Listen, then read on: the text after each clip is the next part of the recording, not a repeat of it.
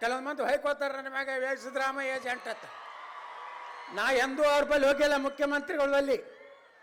ಆದ್ರೆ ಅವ್ರು ಒಳ್ಳೇದು ಮಾಡಿದಾಗ ಅವಾಗ ಕೆರೆ ತುಂಬ ಕಾರ್ಯಕ್ರಮ ಮಾಡಿದ್ರು. ಬೇಗಂ ತಲಾಬ್ ಕೆರೆಯಲ್ಲಿ ತಾವು ಮುಖ್ಯಮಂತ್ರಿ ಇದ್ದಾಗ ನಾ MLC ಆಗಿದ್ದೆ. ಅವಾಗೂ ನಿಮ್ಗೆ ಅಭಿನಂದನೆಗಳನ್ನು ಧನ್ಯವಾದಗಳನ್ನು ನಾನು ಸಲ್ಲಿಸಿದ್ದೇನೆ.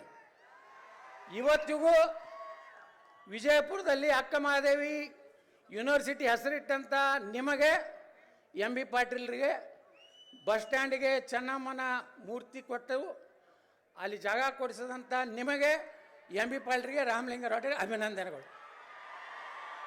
ಇದಕ್ಕೇನು ರೊಕ್ಕ ರೂಪಾಯಿ ಬೇಕಾಗೋದಿಲ್ಲ. ಇದಕ್ಕೇನದು ಪುಕ್ಸಟ್ ಧನ್ಯವಾದ ಹೇಳೋಕ್ಕೇನು ರೊಕ್ಕ ಬೇಕಾ?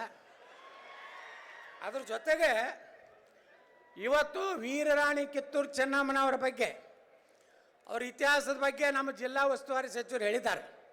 ನಾ ಹೆಚ್ಚು ವಿವರಣೆಗೆ ಹೋಗುವುದಿಲ್ಲ. ಆದರೆ ಇನ್ನೊಂದು ವಿಚಾರವನ್ನು ನಿಮ್ಗೆ ಹೇಳಬೇಕು. ಇಲ್ಲಿ ಸಂಗೊಳ್ಳಿ ರಾಯಣ್ಣನ ಪೂರ್ವಜರು ಬಿಜಾಪುರ ಜಿಲ್ಲೆ ಅವರೇ.